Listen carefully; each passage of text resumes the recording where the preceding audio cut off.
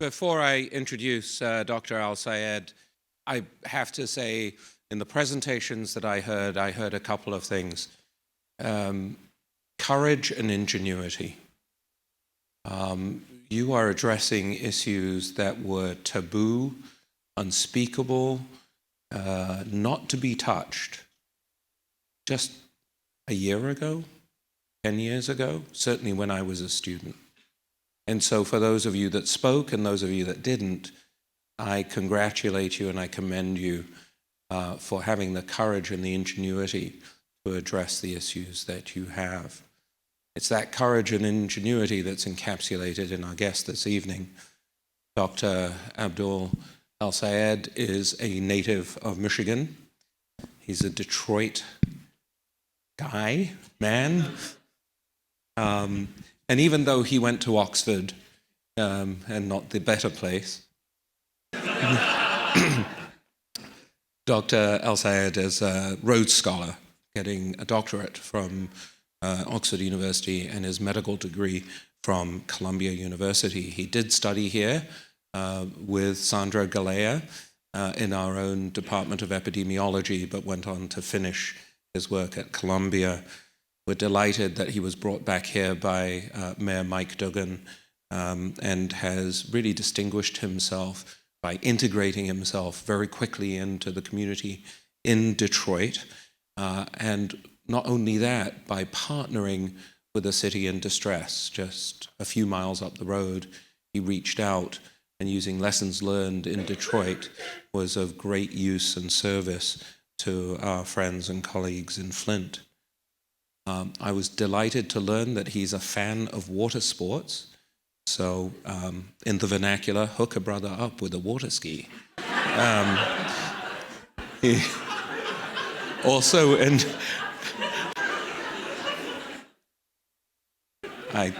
I'm ashamed that I had to ask in public, but he also enjoys good biographies and coffee, and it's my great pleasure to welcome you to the stage.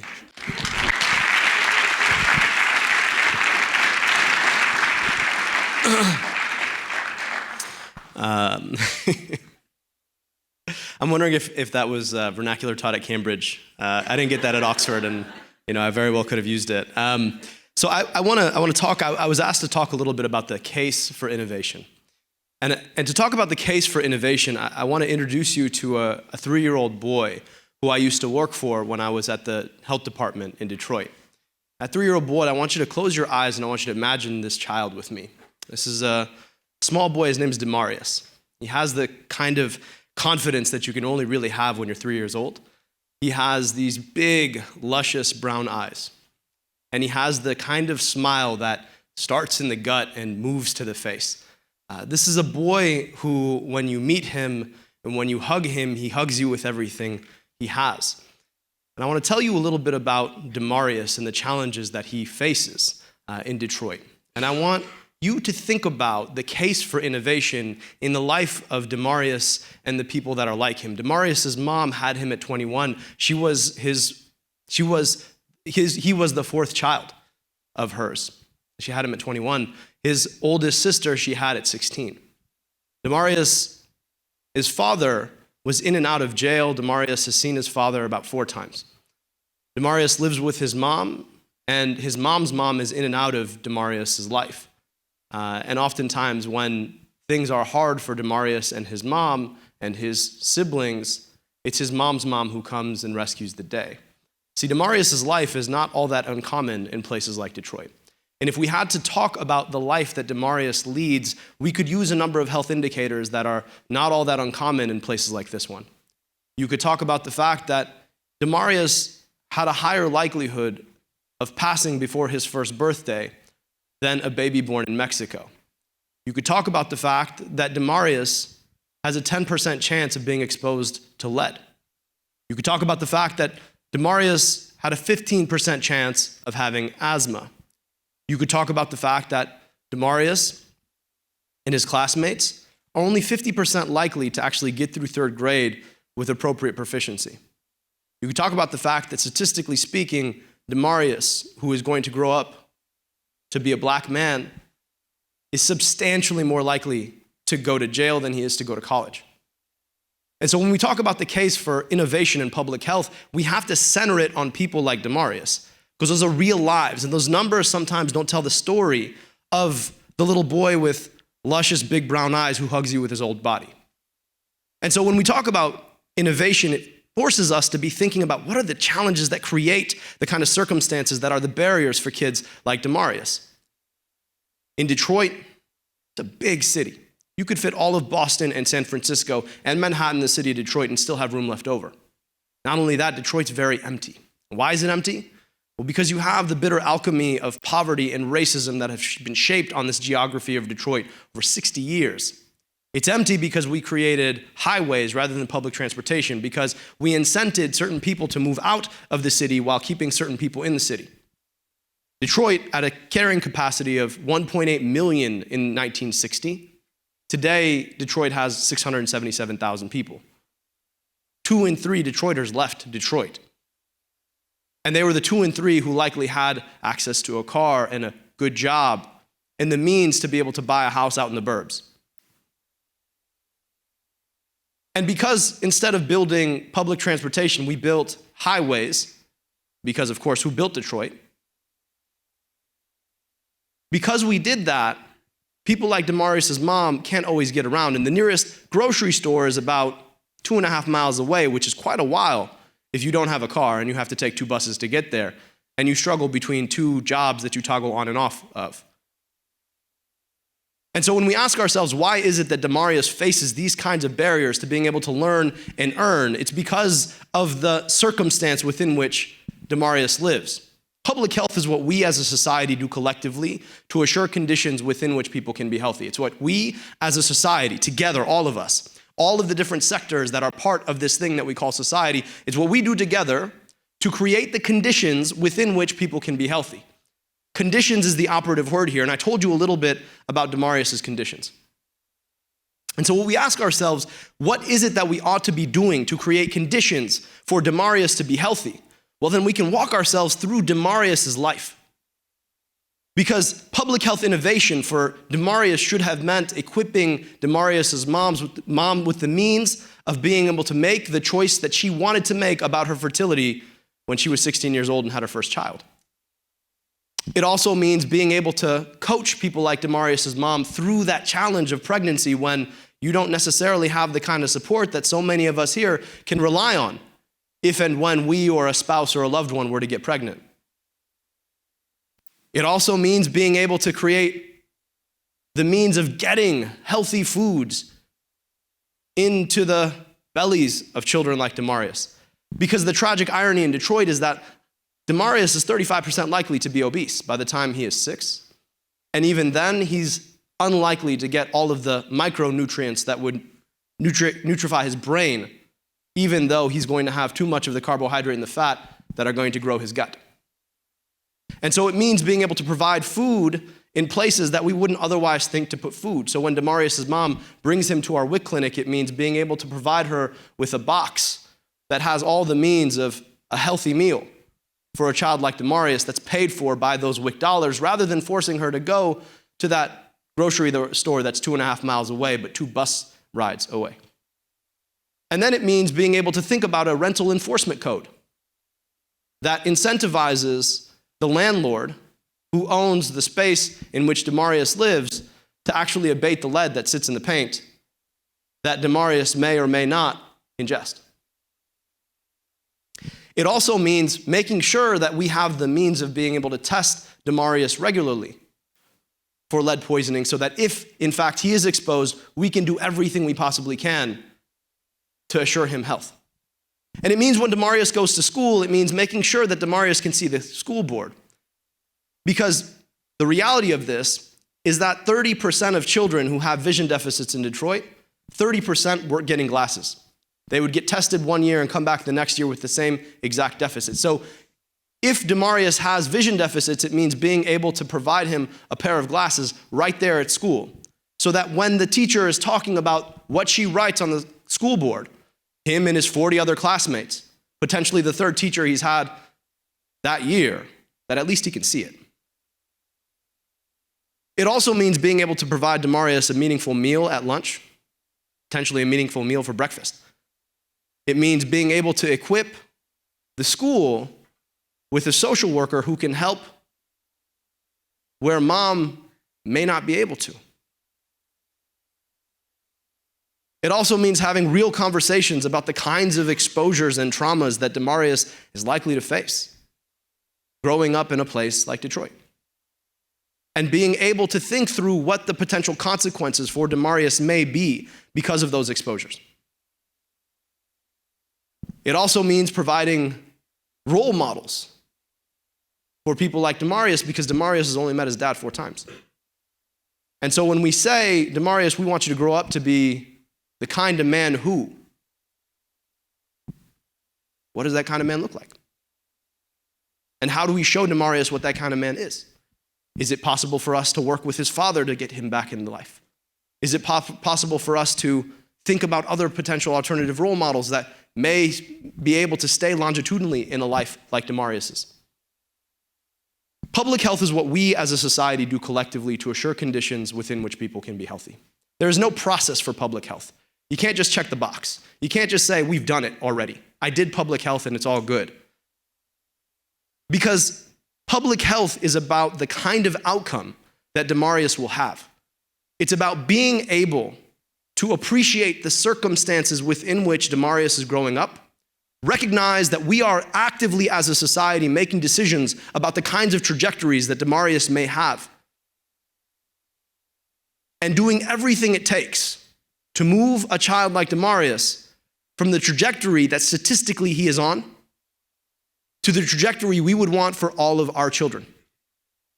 Because insofar as we are willing and watching the disparities that exist between the kinds of children that people like us will raise and the opportunities that they'll have and the trajectories they'll be on because of the means that we're able to provide them, and we sit tacitly and watch kids like Demarius on very different trajectories, then we are not accomplishing the work of public health. And if we want to accomplish the work of public health, it means being able to go above and beyond the things that have been done before. Because insofar as Demarius' trajectory looks like it looks, we have not innovated enough. Demarius' life is the testament to innovation in public health. It is the fact that until kids like him will have the kind of opportunities that kids like mine and yours will have every time, then more innovation is necessary. That's the bottom line. That's the testament for innovation in public health. So I want to leave you with 3 things. I know many of you are students, and you're thinking about the kind of career that you're going to have to be able to serve kids like Demarius. And I think there are 3 things that one has to appreciate. First, there is no such thing called a rule. There is a law and there is a value. And you operate somewhere between your values and the law. Do not break the law. Operate on your values. But the rules, they don't exist. The rules are the way that we've done it in the past. The rules are the things that tell kids like Demarius that they can't have the kind of life that we want for all of our kids. Those are the rules. Innovation is about breaking rules. It's about saying that those rules cannot apply because Demarius is worth the same thing as any other kid who grew up anywhere else. That's the testament for innovation. The second point is that you are going to fail. You will fail. And if you haven't failed yet, you're not trying hard enough. But when you fail, fail better next time. Learn from the failure. Because kids like Demarius should not fail because you are unwilling to fail. And the last point I will say is that remember who you serve. Remember whose life it is that you are serving. While I was health director, I always tried to ask myself, who is the person that I served? And on my first week of work, I met Demarius. That's when I met him.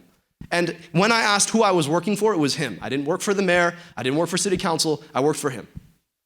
And we have to ask ourselves, who is it that we work for? And why is it that we work? Because I tell you, it's a lot more exciting to know that you are part of making somebody's life better than it is to say, I work for some powerful person or another. Those things won't get you through life. They won't allow you to take the risks you have to take to be your best. And they won't allow you to fail better and fail forward. But thinking about children like him and like the opportunity you have to have the privilege to be able to serve people like him, to make your mark on the world by helping him make his mark on the world, well, that's the thing that'll motivate you. And to me, that's what public health innovation is about. Thank you.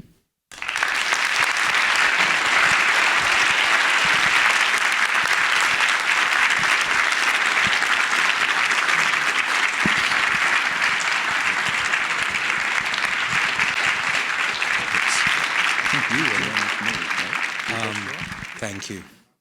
Seems inadequate. And for those of us that have been in the game for a while, you've re-inspired us, remembered who we work for. To those of you that are new to the game, remember these words. Before we go on to the next segment, there are two people on the stage that I must thank. It is the prerogative of deans to come up with crazy ideas, and the hard work of these two people that makes it real. Anne, I refer to as the Earth Mother of Innovation. She is in loco parentis to many of you who have gone through the program, and thank you very much for your leadership and your work.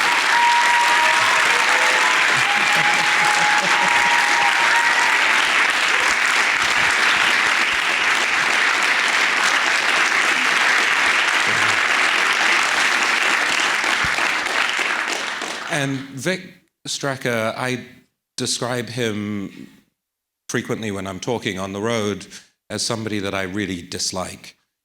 He is tall, he is good looking, he is an accomplished scholar, hundreds of papers in the field, for those of you that don't know.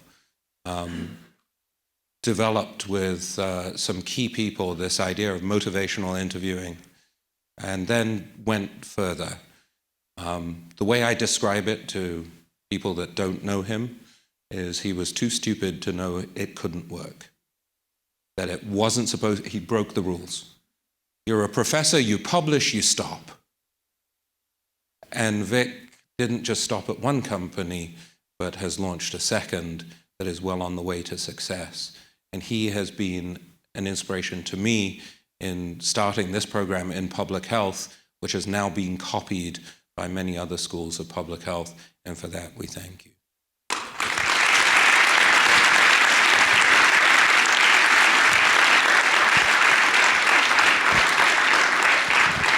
And now I'm going to turn over the mic to Vic to describe something really ridiculous. Thank you. And since this is a sycophantic session up here, I just want to say, and I would suggest to everybody getting into the field, if you can at all, if at all possible, pick a good boss. It's essential. And Martin has been the best boss I've ever had. It's wonderful. A person who supports innovation, supports risk-taking, supported this entire thing.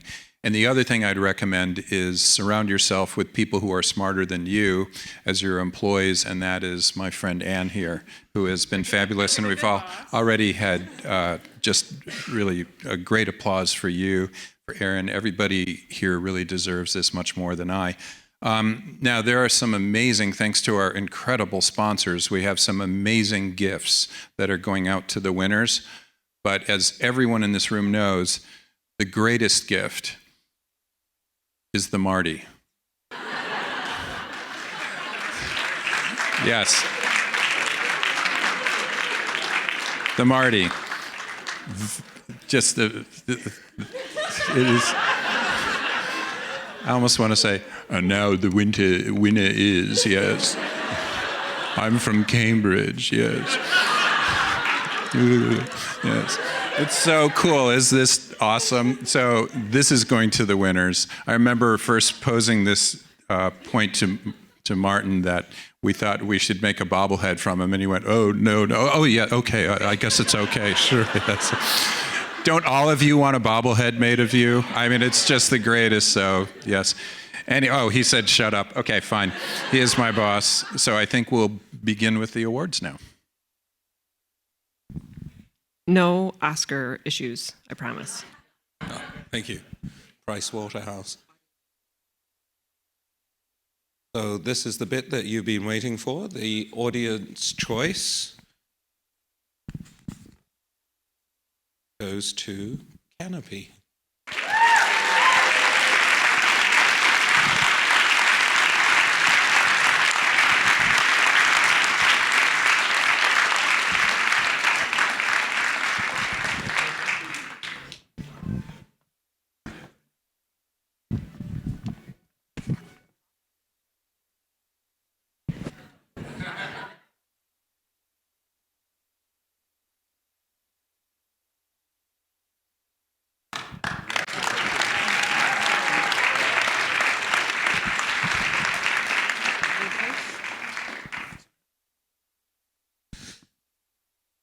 third place, Evergreen Experience.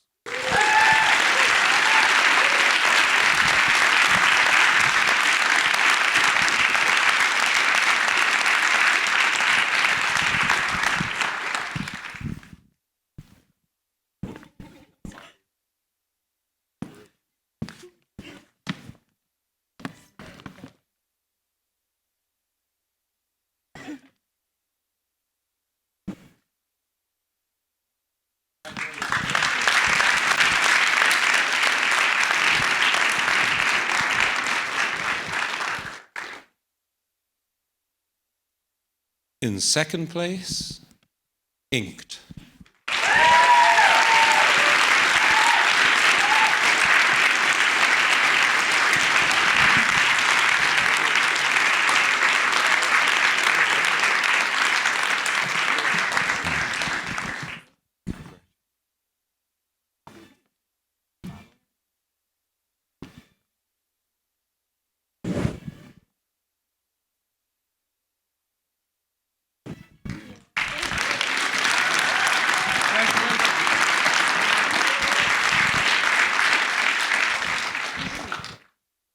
Thank you. And before we do the final announcement, again, judges, thank you very much for your time, your focus, your energy.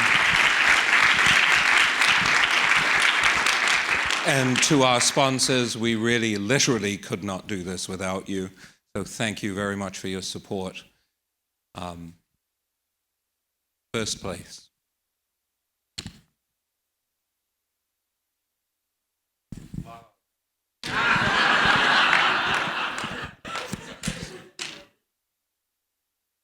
Canopy.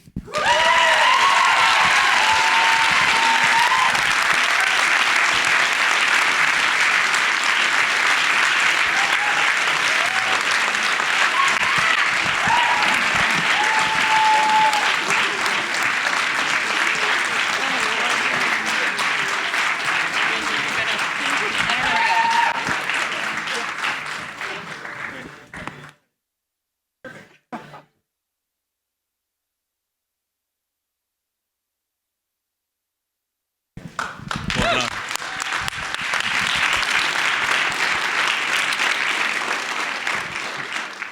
Will all the teams, after we conclude the ceremonies here, please make your way down to the stage for your team photographs.